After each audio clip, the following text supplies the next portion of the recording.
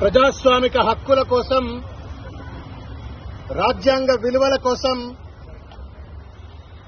కొట్లాడి అసువులు బాసినటువంటి రోహిత్ వేముల తిరుగాడినటువంటి ఒక గడ్డ హైదరాబాద్ సెంట్రల్ యూనివర్సిటీ. అటువంటి హైదరాబాద్ సెంట్రల్ యూనివర్సిటీ మేధావులు తిరుగాడే గడ్డ.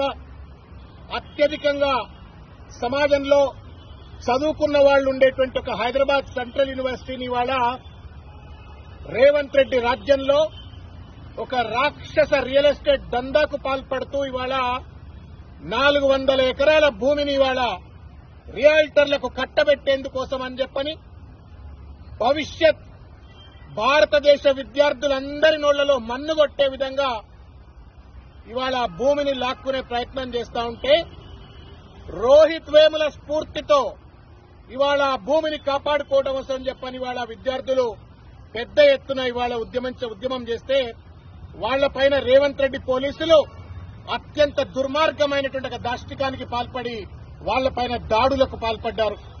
మహిళలు అని చెప్పి చూడకుండా, మహిళా కానిస్టేబుల్ కూడా లేకుండా వాళ్లను అరెస్ట్ చేసినారు. ఇవాళ మేము మాదాపూర్ పోలీస్ స్టేషన్కి వచ్చి చూస్తే అత్యంత దయనీయమైనటువంటి సంఘటనలో ఇవాళ విద్యార్థులు ఉన్నటువంటి పరిస్థితి. వాళ్ళ కనీసం ఫస్ట్ ఎయిడ్ చేయలేదు, పొద్దున్న నుంచి తినడానికి తిండి కూడా ఇవ్వలేదు. వాళ్ళు చేసినటువంటి ఒక నేరం ఏందయ్యా అంటే, మా భూములు మాకు కావాలా అని చెప్పని వాళ్ళు ఈ విద్యార్థులకు చెందిన భూములు అప్పుడెప్పుడో 2300 ఎకరాల భూములు మా భవిష్యత్తు కోసం అని చెప్పించిండ్రు. మీ రియల్ ఎస్టేట్ దందా కోసం కాదు రేవంత్ రెడ్డి, మా భూములు మాకు కావాలా అంటే పోలీసుల పదగట్టాల కింద ఇవాళ ప్రజాస్వామిక హక్కును, విద్యార్థుల హక్కులను, విద్యార్థుల భవిష్యత్తును కాలరాసే విధంగా అరెస్ట్ చేసి వాళ్ళని ఇవాళ నానా హింసలకు పాల్పడే ప్రయత్నం చేస్తా ఉన్నారు. ఇదే విధంగా ఇవాళ రాయదుర్గం పోలీస్ స్టేషన్ లో ఇవాళ కొంతమంది విద్యార్థులున్నారు. గచ్చిబౌలి పోలీస్ స్టేషన్ లో కొంతమంది విద్యార్థులున్నారు. హెచ్సీ ఎదురుగా ఇవాళ ఇప్పుడే దాదాపు 200-300 మంది విద్యార్థులు ఇవాళ నిరాహార దీక్షలు చేస్తా ఉన్నారు, ధర్నాలు చేస్తా ఉన్నారు. మా వాళ్లను వదిలిపెట్టండి, లేకపోతే మేము దీక్షలు విరమించమని చెప్పని. ఏం బాపుకుంటావు రేవంత్ రెడ్డి? విద్యార్థుల జీవితాలతో చెలగాటమాటమేంటి?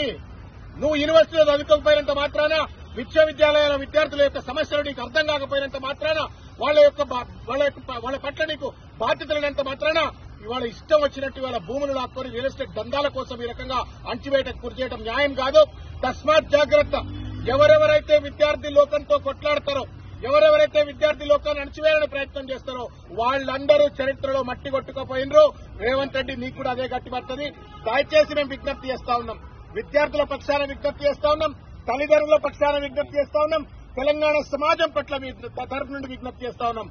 ఈ భూమి నీ తాతల ముత్తాతలది కాదు, మా తాత ముత్తాతలది కాదు, భవిష్యత్ తరాలది, భవిష్యత్ చదువుకునే పిల్లలది. అక్కడ ఫ్లోరా ఉంది, ఫౌరా ఉంది, తర్వాత అద్భుతమైన అటవీ ప్రాంతం ఉన్నది, రేర్ స్పీసెస్ ఉన్నాయి, రాళ్లు ఉన్నాయి, రప్పలున్నాయి. వీటన్నిటినీ కాదని పర్యావరణాన్ని విధ్వంసం చేసే విధంగా భూములను వేస్తే దందాల కోసం నువ్వు పాల్పడతా ఉంటే చూస్తూ ఊరుకునే పరిస్థితి లేదు. మేము వెంటనే పోలీసు వారికి కూడా విజ్ఞప్తి చేస్తా ఉన్నాం, చేతులెత్తి నమస్కారం చేసి. ఆ పిల్లలంతా పోస్ట్ గ్రాడ్యుయేట్ స్టూడెంట్లు, ఎంఫిల్, పీహెచ్డీలు చదువుకున్నటువంటి వాళ్ళు, దేశంలో నలుమూల ప్రాంతాల నుంచి వచ్చినటువంటి వాళ్ళు, అంతంత హై క్వాలిఫైడ్ విద్యార్థులను పోలీస్ స్టేషన్లో కింద కూర్చోబెట్టడము, వాళ్ళ పట్ల దాష్టికంగా వ్యవహరించడము న్యాయం కాదు.